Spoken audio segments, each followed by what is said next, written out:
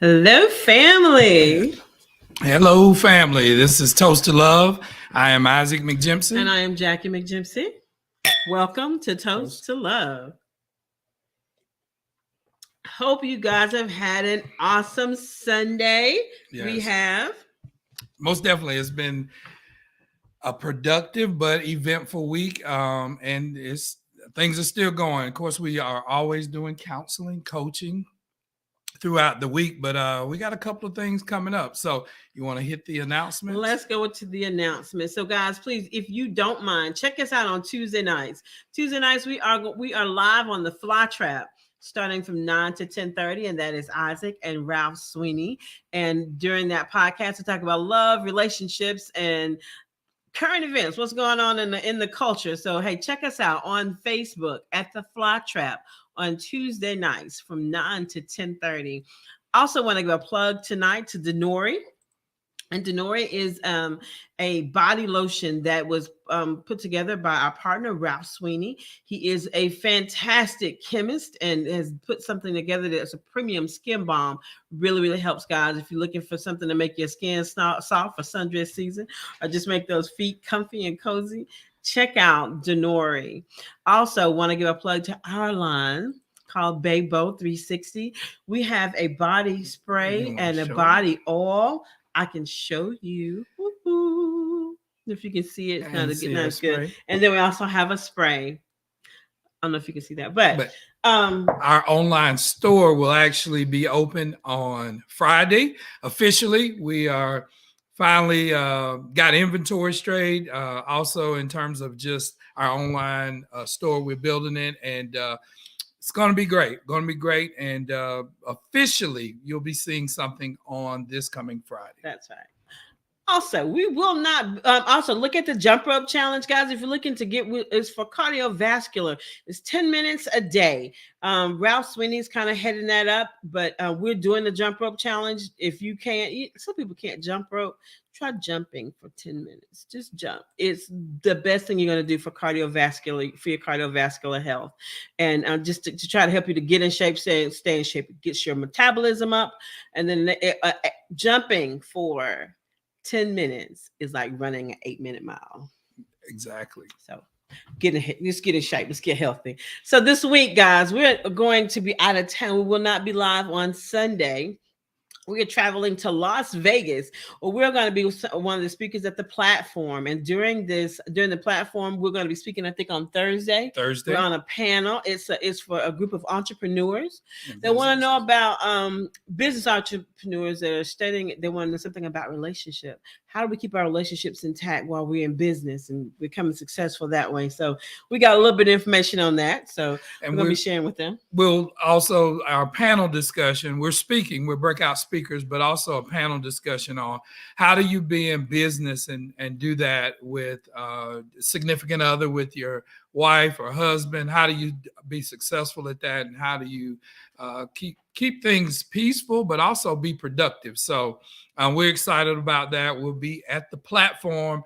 We're leaving out on Wednesday, and we'll be back the following Monday. So we'll be traveling. Be in prayer for us as we travel. We pray for safe travels, and just got a lot of business we're doing. We actually have a lot of our product in Las Vegas.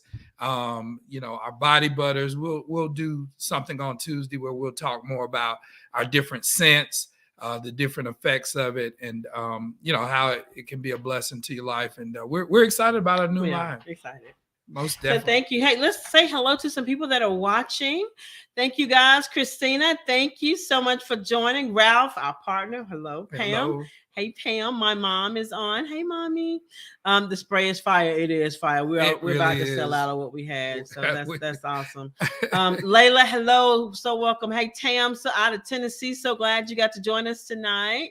And thank you, mommy, for being proud of us. Thank you. Thank you. So we're on this is our third week right on love and respect. This is actually our final week that we're going to discuss this. Right. We've committed 3 sessions to this. If you can, we're sending out links to YouTube. Go to our YouTube page, which is Toast to Love TV. We've got about 35 to 40 videos on. This is a 3-session video that talks about love and respect. Just to go backwards a little bit, about year 10 of our marriage, we went to a conference with True Oneness. And this was the theme, love and respect. It was a book. And we just took hold to it. It really transformed our marriage, gave us a proper perspective on what does a wife want most? What does a husband want most?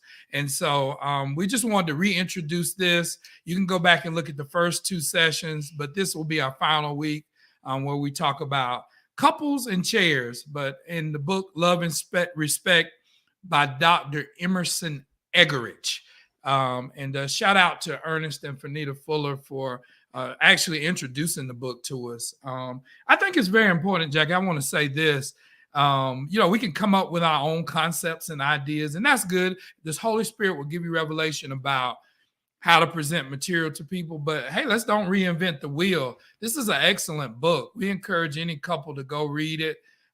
You may find in the book you don't agree with everything. And there's been, in the years since he wrote the book, some rebuttals to it. But many people agree with most of the principles. And I want to put this up. This is the scripture that's the basis for the book.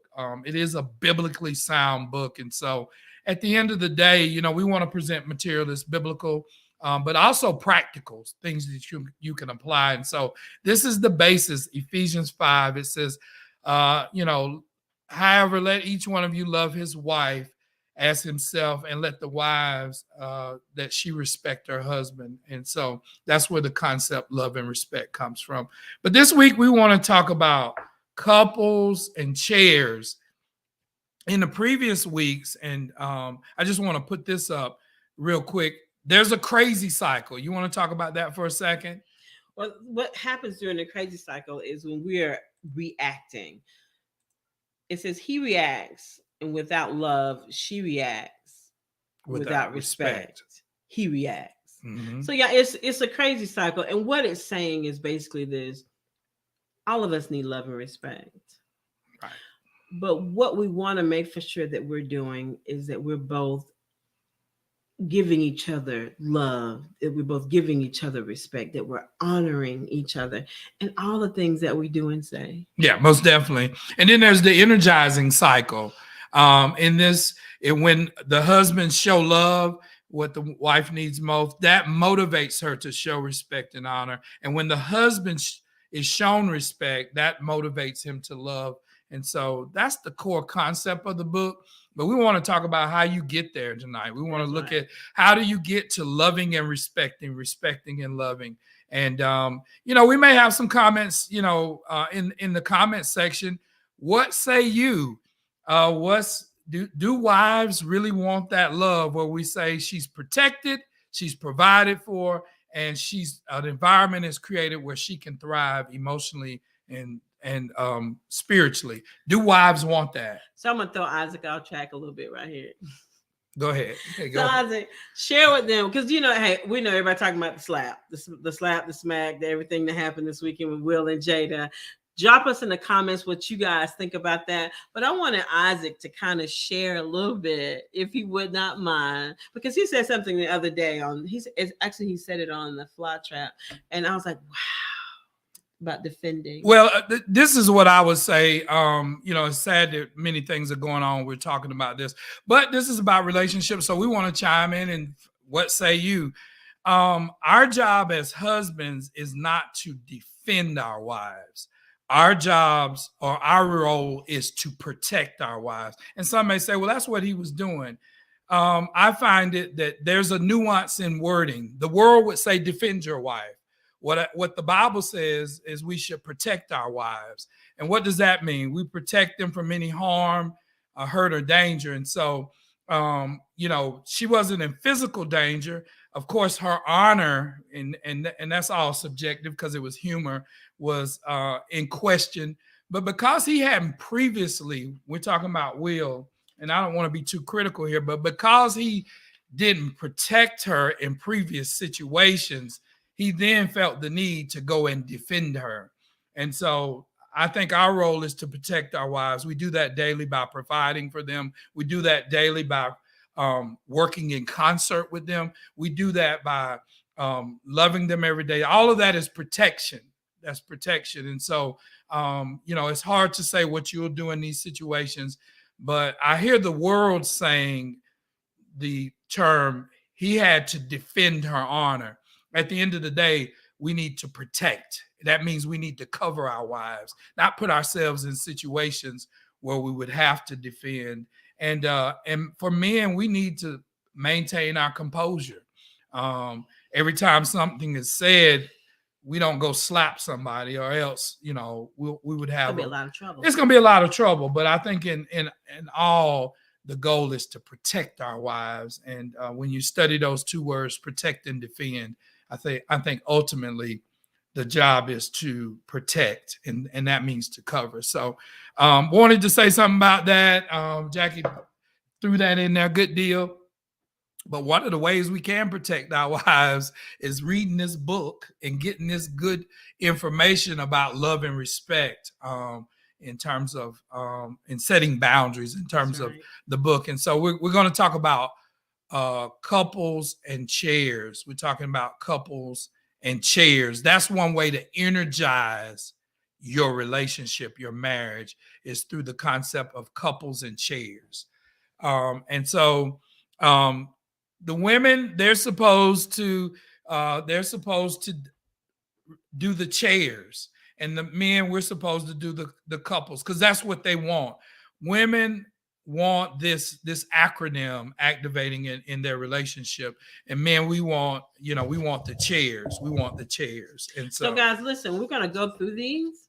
But what we want you to do, this video will be up. It's going to be on YouTube. It'll be on Facebook. Go to A Marriage 360. You can re-watch this at any point in time. But what we want to make sure, we're going to kind of go through these, and maybe going through a little bit too quickly for you to jot down all the notes. But we do have the notes, and if you want any other information, please reach out to us. Right. Want to give a shout out to Lakeisha McCutcheon. Hello, Lakeisha. Thank you so much for tuning in. And Anna, happy belated birthday. Her birthday, our birthdays are a few days apart. So that was last week. We celebrated her birthday. Just want to give a shout out to the hottie.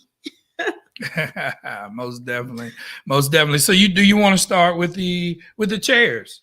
I can, ladies. So one of the first word for chairs is the acronym is C. C is for conquest. And it's so funny because we're talking about this. Isaac and I were talking about this yesterday. It's understanding that men have the desire to work and achieve.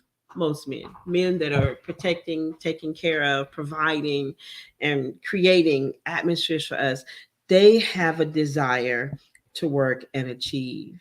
I'm not saying that we don't, but we have to make sure that we're honoring that in the man, because that's his manhood, to be able to provide for his family, making for sure that his family is provided for. And so a lot of times, sometimes ladies, that can fall to the wayside, may have lost a job or something, whatever. I mean, we had COVID. Whatever can happen, but his desire for that needs to be appreciated. And I'm looking here. Edmund has said protection equates to being protective and modeling it day after day. I want to jump in here and just say this in terms of about your job. Men, we shouldn't get our identity out of work, but we should get some sense of purpose out of our work. And you say, what do you mean? It's very important for a man to work. Biblically, the Bible tells us if we don't work, we don't eat. And so, first of all, if you're going to marry somebody or be with somebody in terms of a serious relationship, you want to understand what is the question is asked, what's their financial status? And what they're really asking is, do you work? Do you have business? Do you, are you able to provide? And so men, particularly husbands, we get a great sense of worth out of working and being able to provide. Early on, when we first got married, I wanted to say this. There were some lean years, very lean years. We clipped coupons, we did everything, and we were able to do a lot of ministry and raise a tremendously large family. And because of that, Jackie has built up so much equity with me. She can have it. She can get what she wants, because at the end of the day, she has proven to be very loyal in terms of when we talk about finance. So I don't mind working for Jackie. I don't mind going out, and I want to ensure that if she decides she wants to work or doesn't want to work, that would be her choice. I know she's a little hesitant about that, but I think husbands get a great sense of joy out of being able to provide for their wives. So we got chairs. The next thing we have is hierarchy. Want to appreciate his desire to protect and to provide. Edmund put a statement up here, and I know he was probably talking about. And I'll read it. Yeah, read that. Appreciate it. Edmund Davis out of Oklahoma City. Activate your words. Activate your words. If you have not purchased the book. Yeah, it is on all the outlets. That's right. Particularly on Amazon, you can download it. It's it's a audio book, but also you can get. I think the hard copy is coming out. I want to say this. Edmund said, protection equates to being proactive and modeling it out every day, way before the need ever arises to defend reactively. Great. If we're proactive, then we don't have to react. In other words, if you are ready, you don't have to get ready, in layman's terms. But that's a true statement, Edmund. Thank you so much for following us, and love you, brother. Love you and Casey. Hope to see you guys soon, and go out and activate your words. Listen, so the first one was conquest, and we know we want to appreciate our husband's desire to work. Ladies, also, the next one was hierarchy, and wanted to point out what Edmund said, because that was so true. But appreciate his desire to protect and provide. And ladies, sometimes that can come across as being crass. But what we have to understand is that our husbands are here to protect us. Our husbands are here to provide for us. In the situation, just because we were just talking about it, with Will and Jada, I want you to stop and think they kind of had an open marriage. Whenever you open your marriage up, how can my husband protect me from another man that he's allowing me to go see? Exactly. So that's not a good thing. And, then it gets all messed up. What are you searching for? Yeah. So, what are you looking for? Who do you want to protect you? Who's supposed to be there looking after you and providing for you? If they're not doing that, it's just never going to work out as a good situation. And that here again, that's coming from Ephesians 5:22-24. Wives, be subject to your own husbands as to the Lord. For the husband is the head of the wife, as Christ is also the head of the church, he himself being the savior of the body. But as the church is subject to Christ, who is also the wives ought to be to their husbands in everything. And so the word submission comes in, and we aren't scared of the word submission. We saw on a TV show, it was a dating show, and one of the questions was asked, what do you find to be a good quality? And the guy said, well, if the woman will submit. And so we like to say, bring that term current and say respectful cooperation. Can you respectfully cooperate with your husband? Can your husband respectfully cooperate with you? That doesn't just mean cooperating. That means to do it respectfully. That means to do it lovingly, as you're doing it unto the Lord. And so it's a blessing from the Lord to be able to do that. And then husbands, hey, love your wife as Christ loved the church and gave himself up for it. But here again, even in hierarchy, which is going to lead to the next word, our husbands are head of the house. We would we would ask that our husbands would refer and defer to us to ask us, what our opinion is. That's But right. he is the head of the house, so we have to expect and respect his the next word, authority. We have to appreciate that he has a desire to serve and to lead our homes and our families. And sometimes that may not mean we get to do everything we want to do.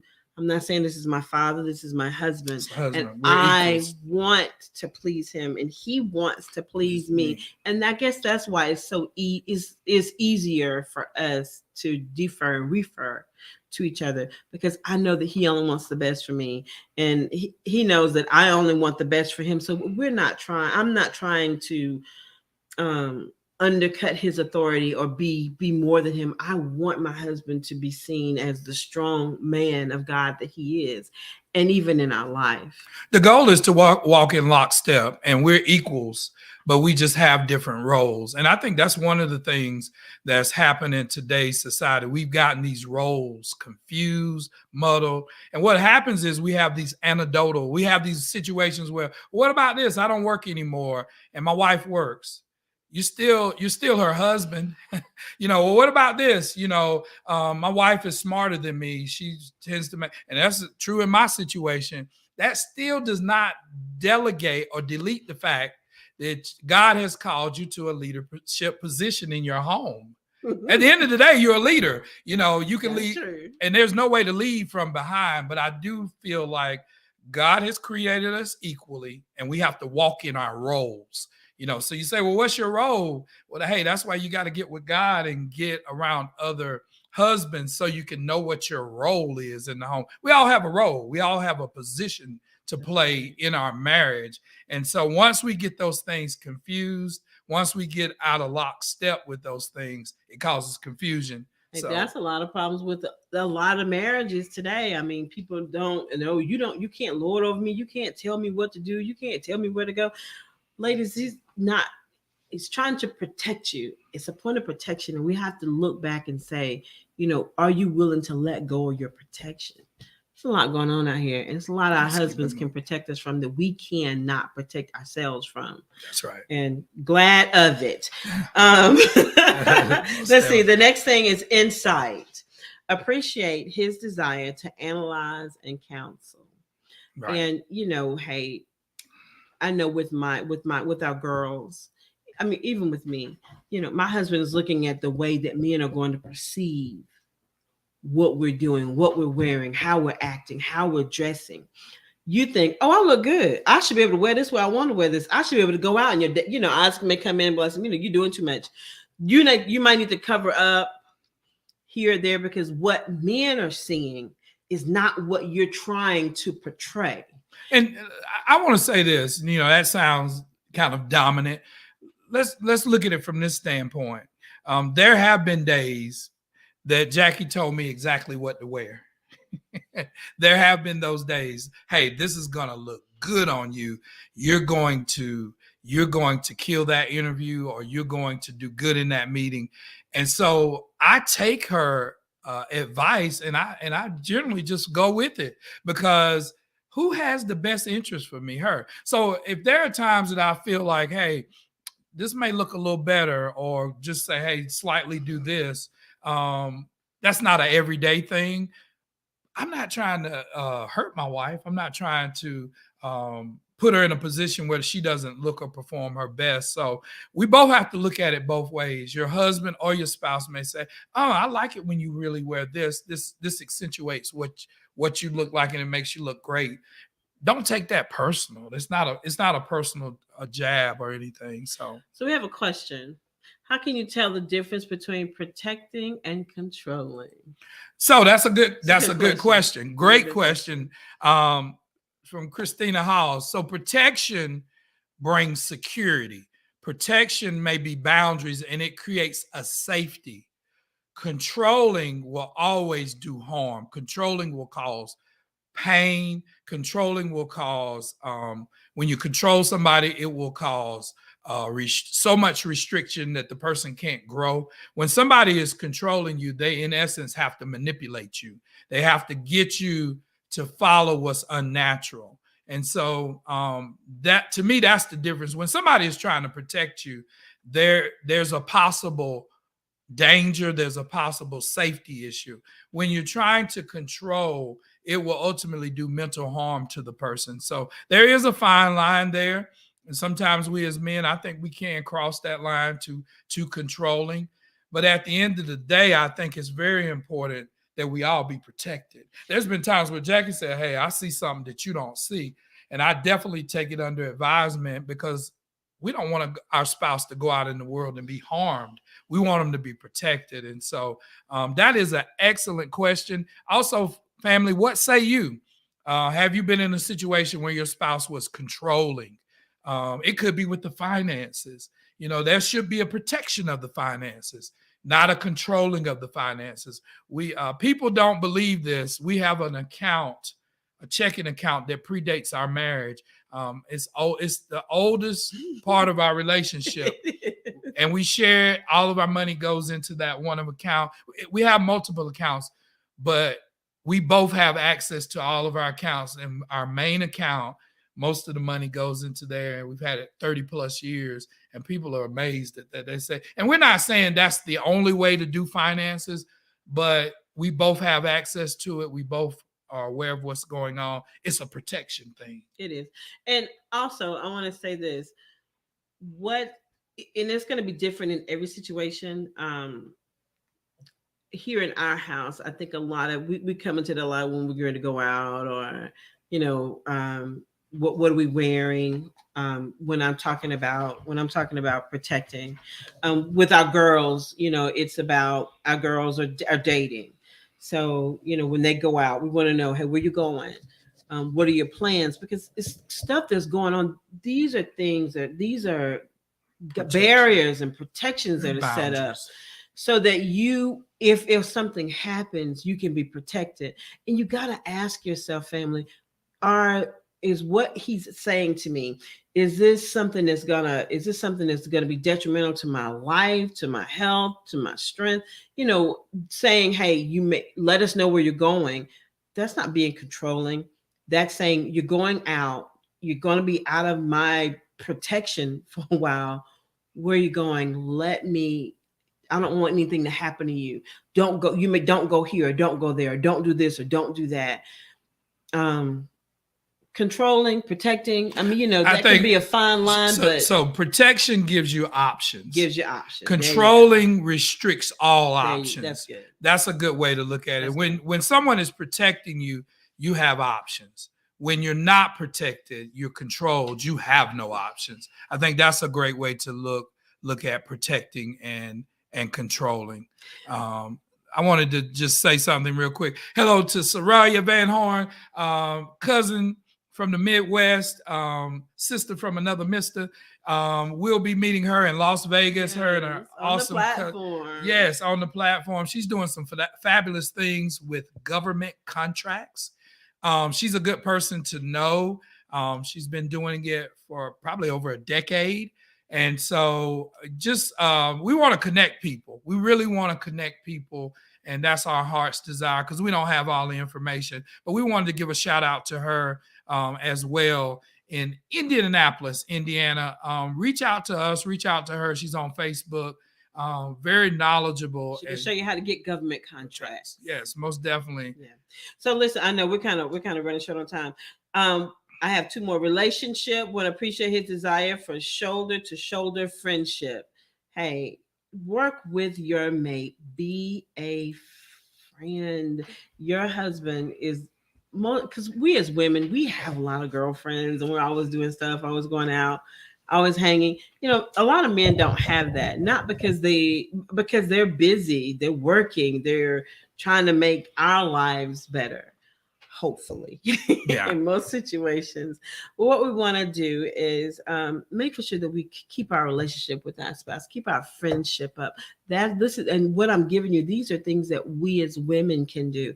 I'm not saying that men have a whole nother set of things that they're going to be working on. But ladies, being in relationship with our husband, making sure we're talking to them, that we are getting close to them, that we are opening up to them. It's very important to do that. The last thing, They've got on here for chairs, CHAIRS, is sexuality. What we need to good sexual life keeps a man and a wife together, and it lessens the temptations of others. Most definitely. Ladies, it's a part of life. Right. It's a part of marriage. It's a part of relationship. We got into it with it. Keep it up. Most definitely. So that's the chairs. Now we want to do the couples, and this is the men's side. And you can go back and look at the acronyms, chairs and couples. This is the beginning of the video.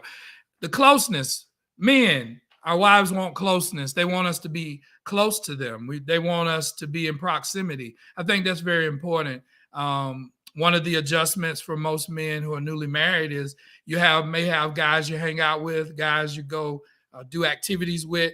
You may have to limit some of those things because our wives want us in proximity and want us close. They want to be able to know that we're there with them. And so closeness is one of those things that wives desire. Also, our wives want openness. Sometimes it's hard for men to open up and disclose information. And so the old part of that is wives want our significant others. They want openness. They want us to talk to them. They want to know your hopes and dreams. They want to know the deepest desires of your heart. They want us to open up. And so we got to be able to do that. That's why we encourage pillow talk. One of the skills I think that's very important for couples is either early morning or late at night, maybe while you're laying in the bed, have a conversation. It's get pillow to pillow. Get pillow to pillow. Just whisper in her ear a little bit. Tell her, hey, whisper in her ear. We have to be careful with that. That could lead to other things. But just have pillow talk where you just share and just have an intimate moment. It draws a lot of closeness. Exactly. The next thing, our wives desire for us to be understanding. Men want to fix things. Yeah. We want to just get it fixed. Sometimes our wives just want us to listen. It's a good skill just to listen. And I think that's very important. Is the U stands for understanding. Next, be a peacemaker. What does that mean? I'm a big proponent of this. When you mess up, men, say you're sorry. Ask for forgiveness. Don't let the sun go down and being angry. And I've tried to incorporate that from day one with me and Jackie. I'll say I'm sorry real quick. And I mean it. Now I have to follow that up with being repetitive in terms of changing behavior. But I think it's very important to have a forgiving heart, to ask for forgiveness, to confess. Those things are very important. And our wives want to hear that. They really want to hear that. And then last, I think it's important to be loyal and also to esteem. I want to park right here for a minute. One of the cruxes of this book, one of the things is about the respect and the honor. And I want to say this. I think this is very important when we talk about honor. Wives, your husband is a unique person. He's different from every person, every man in the whole world. When he walks in a room, there should be a certain level of honor that should be bestowed onto him. But why? Because except the only person that comes close is maybe your father, and that is usually transferred in marriage. There's an honor there that should be with husbands, that he has a place in your life that no other man, not your boss, not the mailman, not the grocery store clerk, not the mayor, and not, dare I say, not even your pastor. Because guess what? Your husband is the priest of your house, that he should hold the place of honor. Flip side of that, what women desire most is to be esteemed. Men, the E in couple, it stands for esteem. There is no other woman walking the earth like Jackie McGimpsey. To me, she has a place in my life. She has a role in my life that I esteem her higher than any other woman walking this earth.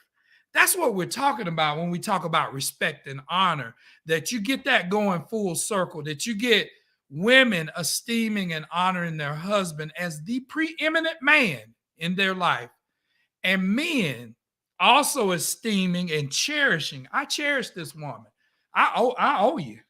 I owe you for a lot, and I'm gonna try to make up for it. But I think I'm gonna live the rest of my life trying to make up for your loyalty, to make up for your dedication, to make up for your commitment to me as a wife and to our family as a mother.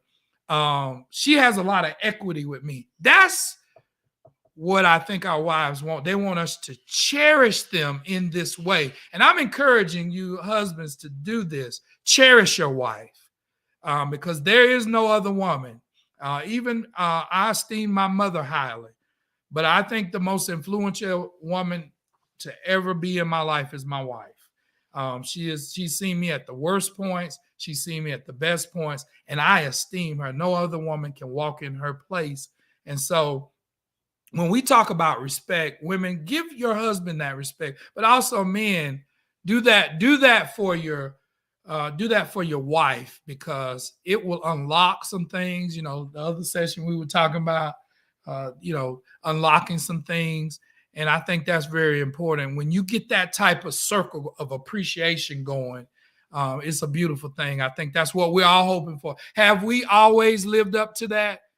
No. We working on it. We striving though, because guess what, family? We're not the model. We're only an example. Jesus is the model that we hope to be like. But ultimately, we're just an example, and hopefully you see something positive in what we say and do. But and if I get out of line, if you see me not honoring my wife, pull me to the side and say, hey, man of God, you better than that. And if you see her doing that, pull her to the side. We got to hold each other accountable we do. To the principle. The goal is not to be like Isaac and Jackie. The goal is to live out the principle, right. The principle of honoring each other, the principle of esteeming each other. Right. And there's several people we could mention that do that, but that's the goal. And just want to mention this really quick, guys. That comes up, especially when we're out. My husband, when we go to dinners or we go out to eat, it is my goal that we sit across from each other. Mm-hmm. Or he sits beside me or right in front of me. I need to make for sure that my husband has a place before I make for sure anybody else has a place by me. That is one way that you guys can begin to feel esteem. Ladies, men, do the same. But when he walks into the room, I'm saying, hey, baby, come over here. I got a place for you right here. Making sure you always make a room, make room for them. That's right. And that's not that you are putting down anybody else, but hey, this is the lifting up the person that I chose, that chose me. Hey, I would say this as a funny moment. You always got to show respect to somebody who has access to your toothbrush. And your coffee. And your coffee. Hey, listen, family. We want you operating in this couples and chairs. Look back and look at the principles of it. Get the book. The book was it's still good. 20 years later, this book is still phenomenal to us. And we want to thank you for getting on. We got several people from Beverly White. Oh, man, thank you, Nikki, for getting on. Thank you, Pam. We appreciate you, Pam Pettigrew. We thank you, Miss Sabrina, for getting on. We thank you for Dr. Gray. Hey, cousin. Thank you for getting on. Thank you, Miss Anna. We appreciate you for supporting us. It's Sunday, y'all, and the sun is out, and you're on Toast to Love, and we appreciate that. We thank you for everybody that's got on. Thank you, Mama Murphy. Thank you for getting on. Family, we just want to say thank you so much. Remember this, family, loving is a skill. And if you don't practice it, you will lose it. We're welcome to Toast Your Love today. Have a great Sunday.